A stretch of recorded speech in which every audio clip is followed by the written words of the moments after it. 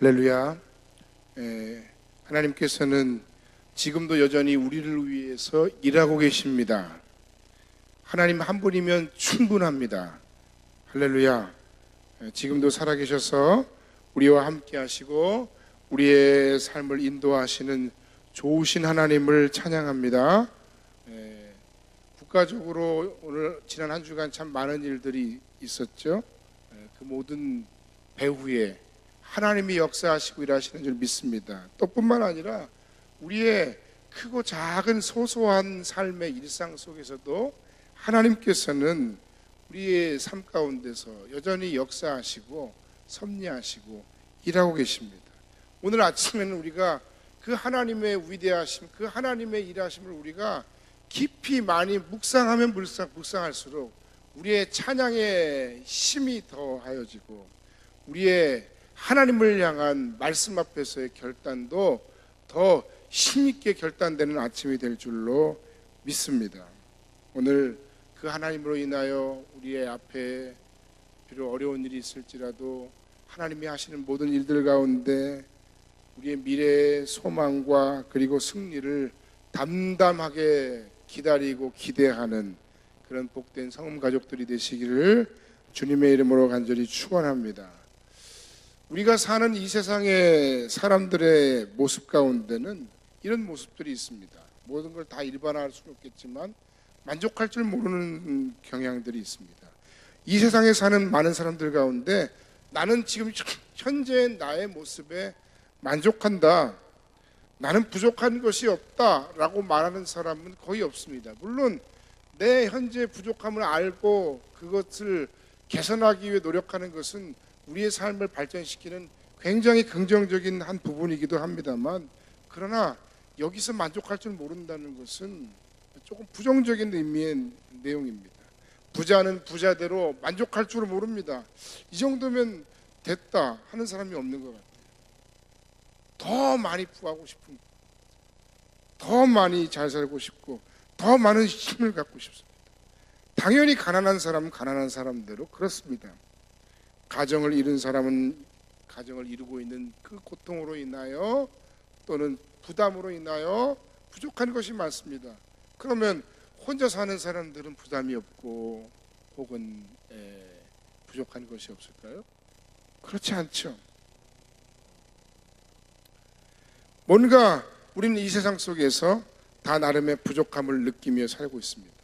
대체로 만족하는 삶을 산다고 하는 사람들조차 그 마음속에는 다 좋은데 그런데 이것 한 가지가 조금 부족해 라고 이야기하시는 분들도 많이 있습니다.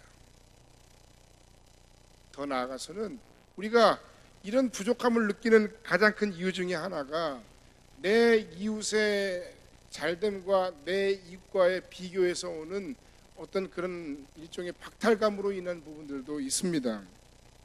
뭐 내가 먹고 사는데 지장은 없는데 우리 옆집에 보니까 지난 주간에 우리 옆집 사는 순이네가 유럽 여행을 갔다 왔다는데 나는 지금 뭐 하고 있나?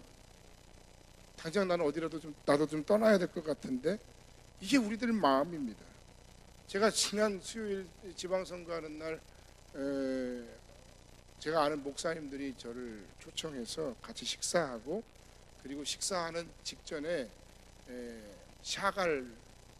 샤갈이라고 하는 작가가 그린 그림을 전시회를 잠깐 보게 되었습니다.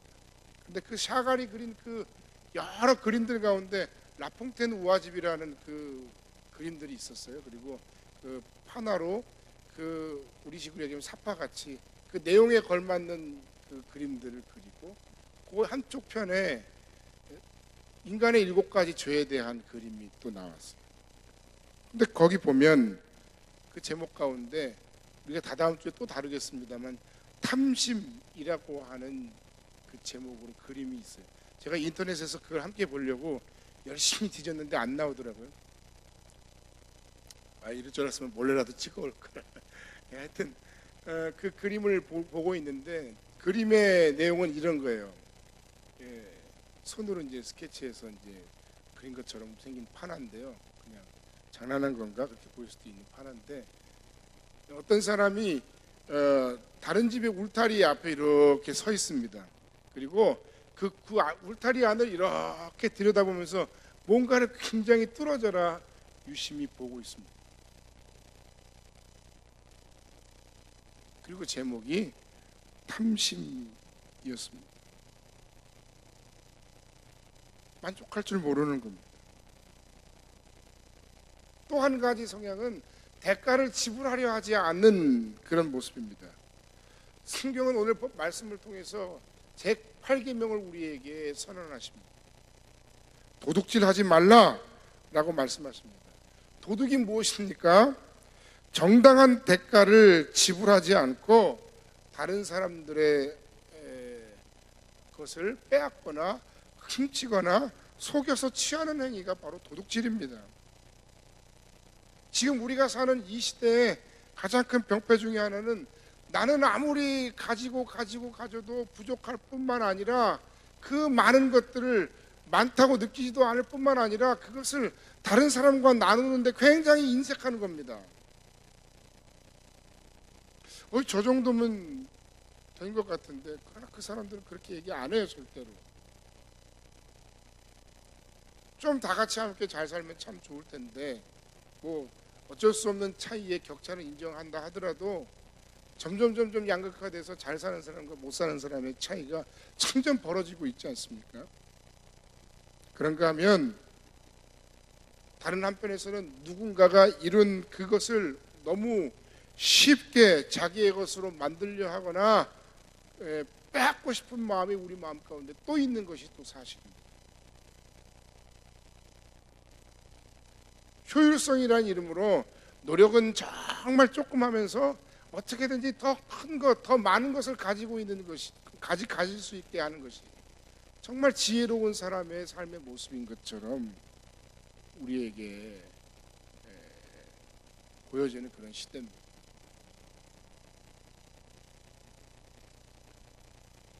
작은 자기 먹고 살 것을 위해서 생계형으로 무언가를 훔치는 사람도 있지만, 그러나 한쪽에서는 큰 도둑들이 우리의 사회에 많이 있습니다.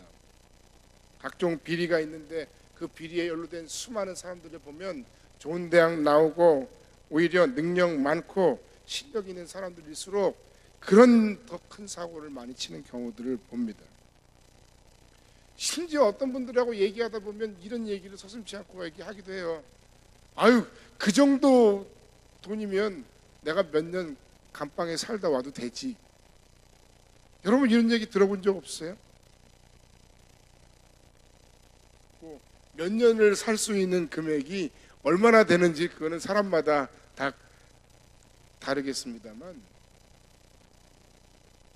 그렇게 해서라도 내가 이 세상 가운데 뭔가 남의 것을 빼앗고 남을 힘들게 해서라도 내가 나의 삶의 인생의 역전을 한번 노려보고 내 인생을 한번 뒤집어 보고 싶은 것이 우리가 사는 이 시대의 사람들의 어떤 한편에서의 흐르는 생각의 흐름들이라는 겁니다.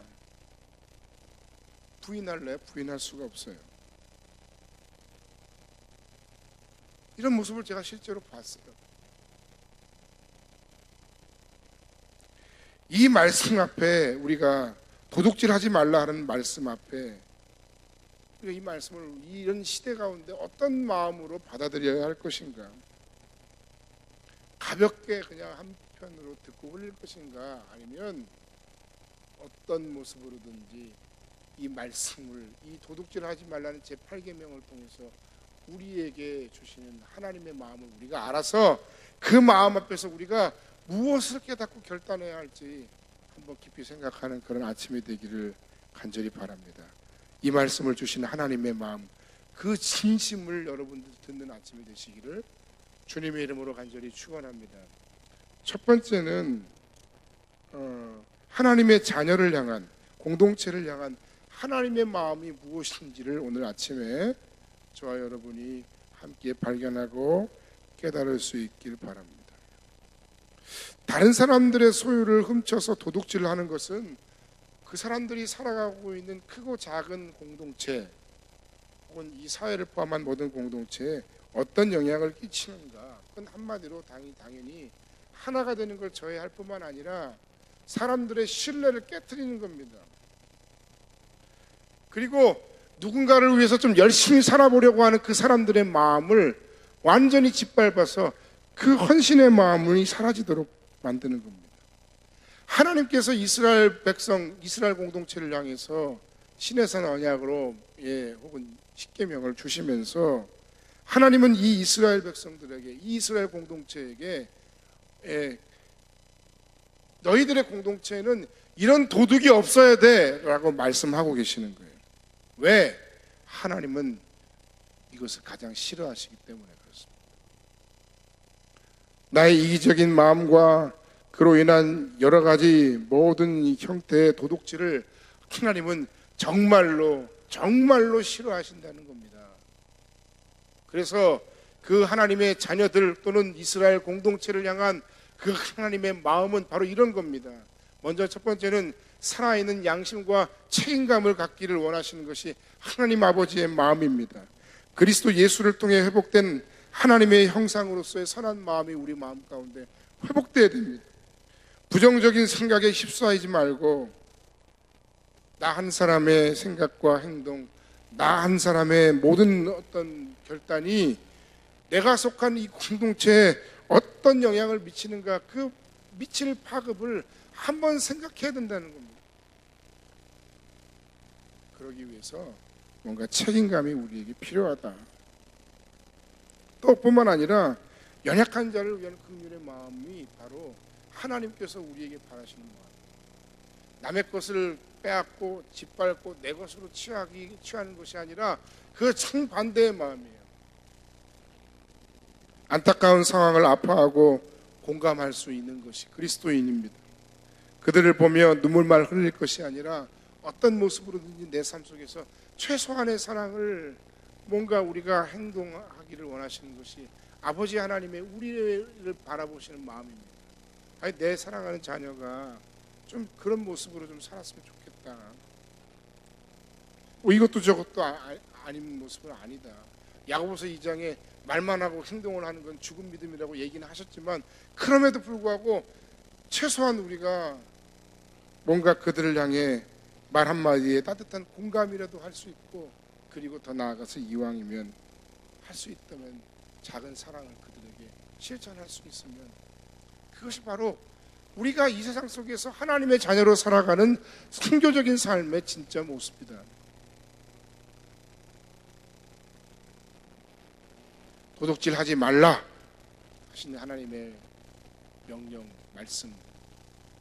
우리가 어떻게 하면 내가 어떻게 남의 것을 호시탐탐 노리지 않고 도둑질하지 않을까라고 생각하는 것이 아니라 정반대로 오히려 이 공동체와 하나님의 자녀인 나를 향한 하나님 아버지의 마음을 우리가 깊이 생각해서 뭔가 책임감과 연약한 자를 향한 긍휼의 마음과 그리고 정의로움에 대해서 한번 생각해 보시기 바랍니다. 그것이 바로 하나님 아버지의 마음, 이 계명을 주신 하나님 아버지의 마음. 노력 그 이상의 대가를 바라는 것도 부정직한 것이고 그건 역시 정의가 아닙니다. 또한 반대로, 정반대로 우리 주변에서 일어나고 있는 많은 일터와 삶의 현장에서 노력했음에도 불구하고 그 대가만큼 주어지지 않는 상황에 대해서 우리가 안타까워하고 우리가 분개하고 우리가 그런 것들이 바로 잡아질 수 있도록 생각하는 것이 바로 그리스도인들이 가져야 한 진정한 정의로움이라는 겁니다. 외국에서 돈을 벌러 이 땅에 왔다고 또는 약점이 있다고 해서 일을 시키고 돈을 주지 않는다거나 사회적인 약자가 일을 하는데 혹은 청소년들이 일을 하는데 혹은 가정 형편이 좋지 않은 가운데 일을 하는데 그러다 보니까 그 일들을 시켜놓고도 정당한 대가를 지불하지 않는 것이 바로 도둑질 아니고 무엇이겠습니까? 누군가의 희생을 통해서 내가 잘 먹고 잘 살면 그게 도둑질이 아니고 무엇이겠습니까? 이것이 바로 하나님의 자녀와 공동체를 향한 하나님 아버지의 마음입니다. 우리는 그 하나님의 마음을 깊이 생각하고 간직하고 회복하고 실천함으로써 우리가 살아가고 있는 우리의 사회, 우리의 공동체, 우리의 삶에 진정 이스라엘 공동체에게만 도둑질하지 말라, 그 공동체는 도둑이 없어야 돼 라고 말씀하시는 것, 나는 도둑질을 가장 싫어해 라고 말씀하시는 것에서 끝나는 것이 아니라 진짜 우리의 주변에 가슴 아픈 이런 일들이 일어나지 않는 것, 그것이 바로 하나님의 자녀를 향한 하나님의 마음이다.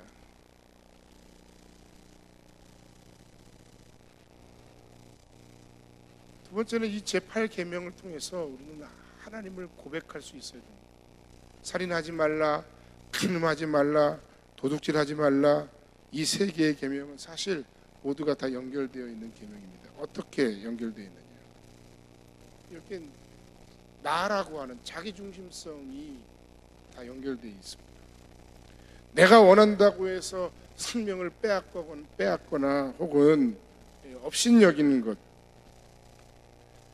내가 원하고 나의 기쁨과 유익을 위해서 다른 사람의 생각과 상관없이 성적인 자기 결정권을 짓밟는 것, 또는 정당한 대가 없이 나의 유익을 위해서 다른 사람의 소유를 내 것으로 만들려는 그 모든 시도, 결국 여기에는 죄 가운데 깊이 물들어 있는 나라고 하는, 나 중심이라고 하는 그 자기 중심성이 포함되어 있고 내포되어 있는 이야기라는 겁니다.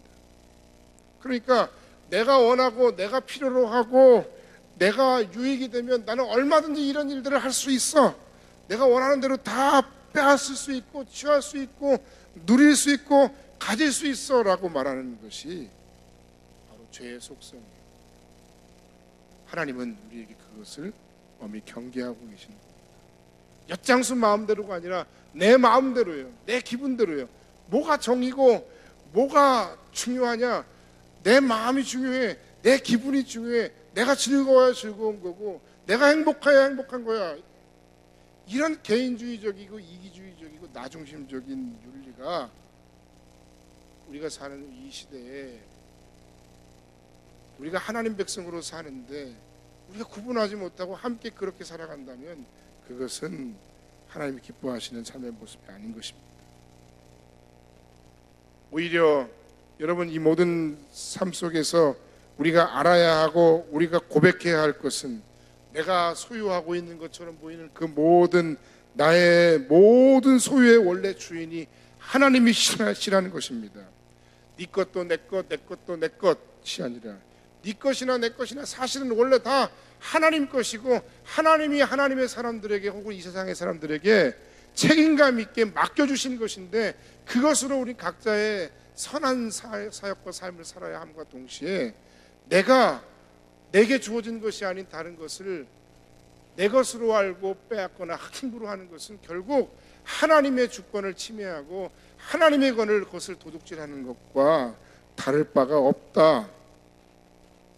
그래서 우리는 이 제8계명을 통해 뭘 고백해야 되냐면 하나님의 하나님 되심, 하나님의 주인 되심을 우리가 다시 한번 고백하는 그런 시간이 되어야 한다는 것입니다. 마지막 세 번째로, 그러면 우리는 어떻게 우리 앞에 있는 이런 도둑의 어떤 마음, 도둑질을 우리가 거부하고 하나님 백성으로 온전히 하나님 사람답게 그렇게 살아갈 수 있을까? 첫 번째는 먼저 하나님 앞에서 나의 연약함을 고백해야 됩니다. 잠언 30장 7절로 9절 말씀 보면 소위 아굴의 잠언이 나옵니다. 내가 두 가지 일을 주께 구하였사오니 내가 죽기 전에 내게 거절하지 마시옵소서. 곧 헛된 것과 거짓말을 내게서 멀리 하옵시며 나를 가난하게도 마옵시고 부하게도 마옵시고 오직 필요한 양식으로 나를 먹이시옵소서. 혹 내가 배불러서 하나님을 모른다 여호와가 누구냐 할까 하며 혹 내가 가난하여 도둑질하고 내 하나님의 이름을 욕되게 할까 두려워함이니이다. 내가 두 가지를 하나님 앞에 구할 수밖에 없습니다. 헛된 것과 거짓말이 내게서 멀어질 수 있도록 도와주세요. 또 필요한 양식을 내 삶에 허락해 주세요. 왜냐하면 내가 너무 부해도 하나님이 없다 하고 하거나 너무 가난해도 하나님의 영광을 가릴 수 있으니 필요한 양식으로 너무 부하지도 않게 하시고 너무 가난하지도 않게 해주시고 그런 하나님의 은혜가 내게 필요합니다. 두 번째는 하나님의 채워주심을 우리가 확신해야 됩니다. 빌립보서 4장 19절입니다. 나의 하나님이 그리스도 예수 안에서 영광 가운데 그 풍성한 대로 너희 쓸 것을 채우시리라. 내 앞에 당장에 부족함이 있고 필요가 있는데 내가 마음만 먹으면 저걸 내 것으로 아무도 모르게 내 것으로 가질 수 있겠다 하는 그런 유혹이 있을지라도 그 유혹을 우리가 어떻게 이겨낼 것이냐. 이 힘들고 어려운 순간에 나의 양심을 속이고 내가 하나님이 기뻐하시지 않는 도둑질을 함으로써 이 모든 것들이 잠깐의 유혹에 내가 한번 눈 한번 찔끔 감으면 내 모든 어려움들이 해결될 것이다. 그런 유혹을 받을 때 우리가 하나님의 사람으로 하나님이 이것을 가장 싫어하심을 확신하고 고백하면서 이렇게 내가 이 유혹에 넘어가지 않고 이겨낸다 할지라도 결국 하나님께서 이 모든 상황 가운데서 내 부족함과 연약함을 어떤 방식으로라도 반드시 채워주실 것이다. 할렐루야. 그런 확신이 우리 가운데 있어야 한다는 것입니다. 세 번째는 땀 흘려 섬기는 자로 부름받았음을 우리가 우리 삶 속에서 선포해야 됩니다. 에베소서 4장 28절 말씀 보면 도둑질하는 자는 다시 도둑질하지 말고 돌이켜 가난한 자에게 구제할 수 있도록 자기 손으로 수고하여 선한 일을 하라. 이건 학습 세례식 중에 학습을 할 때 읽어주는 말씀입니다. 예배 모범에 의하면 무슨 얘기입니까? 그리스도 예수 안에서 새로운 피조물이요 하나님의 자녀된 사람들이 이제 뭔가 변화된 삶을 살아야 돼요. 그 이전엔 나를 위해 살았고 그 이전엔 내 도둑질을 해서 살았다면 이제는 오히려 내 노력과 내 수고와 내 땀 흘림을 통해서 오히려 누군가를 사랑하고 섬길 수 있는 사람으로 살아가야 된다. 그런데 여러분, 도둑질하고 다른 사람을 착취해서 과연 내가 좋은 일을 하는 것이 좋은 일일까요? 하나님이 기뻐하시는 일일까요? 어디로만 가도 서울만 가면 되는 것일까요? 일부 부정적인 경제활동을 하는 분들 가운데 이런 분들이 있어요. 아주 일부이긴 합니다만 지금 어떻게 하든지 뭐 사람을 꼬시든지 사기를 치든지 등을 쳐서라도 일단 네가 잘 되고 봐. 그리고 나서 그 다음에 네가 그 잘 된 후에 많이 도와주면 될 거 아니야. 성공한 다음에.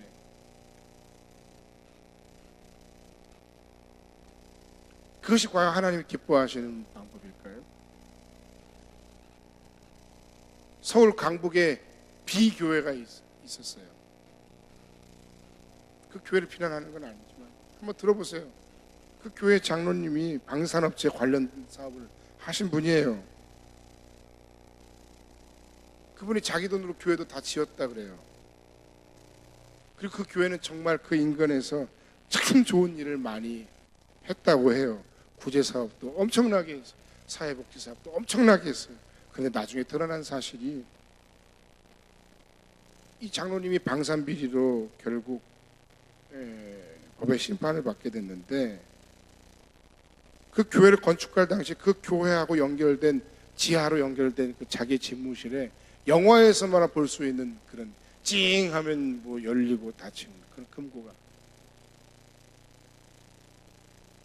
그곳에 수많은 비자금과 불법 자금, 리베이트 자금 이런 것들을 그곳에서 관리했어요. 100% 확신할 수는 없지만 의심이 충분히 가는 정황 아닙니까? 한 사람의 비리로 마무리됐습니다만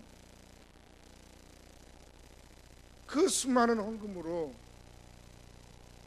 그 수많은 우리가 좋지 못한 방식으로 벌어들인 사람을 착취하고 부정한 방법으로 훔치고 그리고 비리를 저질러서 한 그 모든 헌금과 그 모든 것으로 우리가 선한 사역에 선한 사업을 위해서 하나님의 영광을 위해서 일한다고 해서 그것이 과연 하나님 기뻐하시는 일이겠느냐?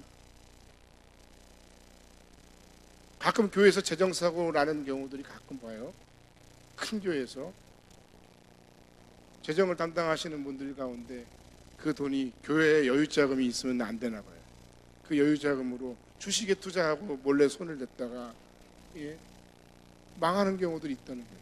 여러분, 그렇게 해서 심지어 교회가 주식에 성공해서 많은 돈을 가지게 된들 그것으로 뭘 하겠다는 겁니까?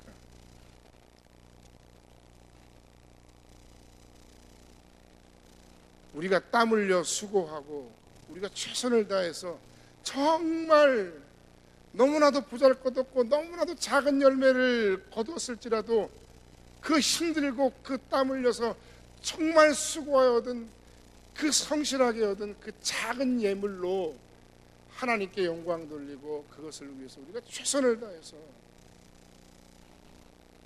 주의 이름으로 누군가를 사랑하고 섬겼다면 과부의 전 재산과 부자의 많은 돈을 중에서 과부의 엽전 둘의 돈과 부자의 많은 연보 중에서 주님이 누구의 헌금이 더 크다고 하셨어요?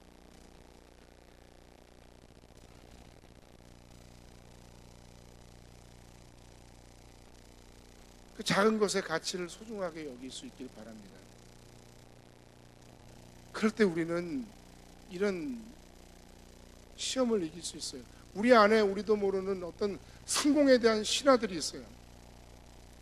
부자가 되고 싶은 욕망이 있어요. 끝은 어디일까요?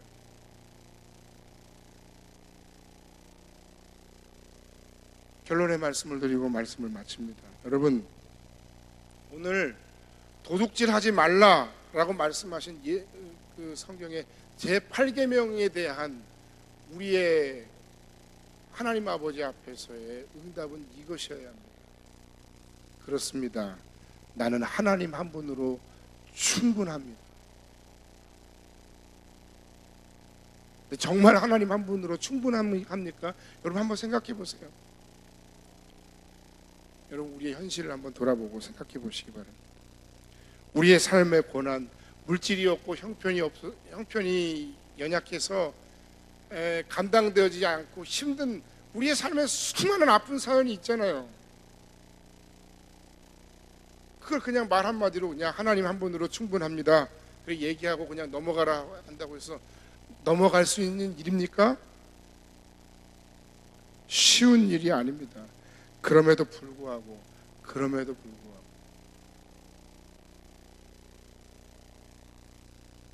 우리의 마음의 욕망을 내려놓고 하나님의 하나님 되심을 인정하고 하나님이 우리에게 거두게 하신 그 작은 열매, 작은 가치의 소중함을 귀하게 여기면서 비록 작지만 내 삶이 하나님이 인정하시는 삶입니다. 비록 연약하지만 하나님이 나의 하나님이시기 때문에 나는 그 하나님 한 분으로 충분합니다 라고 고백할 수 있는 저와 여러분들이 되시길 주의 이름으로 간절히 축원합니다. 우리가 예수님을 한번 생각해 보시기 바랍니다. 예수께서는 낮아지셨습니다. 하늘 보좌를 박차시고 인간의 몸을 입고 인간처럼 되셨습니다. 인간처럼 되셔서 정말 가난하게 사셨습니다. 인간처럼 되셔서 정말 고통받으셨습니다. 예수님이 배고프셨습니다. 예수님이 우셨습니다. 그런데요, 그 예수님께서 다른 불쌍한 연약한 자들을 살리고 섬기는 일을 그들을 긍휼히 여기실 때에는 하나님 아버지 앞에 기도하며 하늘의 기적을 통해서 자신의 배고픔을 채우는 것을 위해서는 기적을 베푸시지 않으셨을지라도 그 연약한 자들을 위해서는 정말 풍성하셨습니다. 하나님의 풍성한 기적으로서 오병이어의 기적으로 5,000명을 먹이시기도 하시고 죽어가는 자를 살리시기도 하시고 아프고 힘들고 연약한 자를 만져주시고 그들을 진정으로 섬기시며 아낌없이 베푸셨습니다. 그리고 마지막 순간에는 물 한 방울, 피 한 방울 남김없이 십자가 위에서 쏟으시며 우리를 위해서 죽으셨습니다. 우리가 예수님을 그대로 따라 살아간다는 것은 거의 불가능해 보입니다. 그러나 우리가 예수 그리스도의 제자된 자로, 하나님을 아버지로 모시는 자로 우리의 삶의 모습, 우리의 삶의 목적이, 우리의 삶의 방법이 어떠해야 하는지 오늘 아침 우리가 깊이 생각해 보길 바랍니다. 뜬구름 잡는 이야기로서가 아니라 정말 구체적으로 오늘 하나님 앞에 우리가 고백할 수 있기를 원합니다. 정말 힘들지만 그러나 나는 하나님 한 분만으로 충분합니다 라고 고백하고, 그 충분함의 이유가 무엇인지 생각하고, 그 하나님 한 분으로 충분하기에 내가 무엇을 결단할 수 있는지, 내가 어떤 도둑질을 하지 않을 수 있는지, 오늘 그 하나님을 신뢰함으로 하나님 되심을 인정하고 하나님 한 분으로 충분하심을 고백할 뿐만 아니라 내 삶의 뜻대로 안 되고 열매가 작을지라도 그 땀 흘리고 성실한 가운데 하나님의 거두게 하심을 인하여 기뻐하고 내가 거둔 수확과 열매를 나누며 살아가는 복된 인생이 되시기를 주의 이름으로 간절히 축원합니다. 누가 부자일까요? 수십억, 수백억, 수조를 가진 사람이 부자일까요? 그러면서 더 얻기 위해서 아둥바둥하고 그것을 지키지 못해서 밤잠을 자지 못하는 사람들, 다른 사람들을 힘들게 하고 못 살게 하고 다른 사람들에게 물컵이나 집어던지는 사람들이 부자일까요?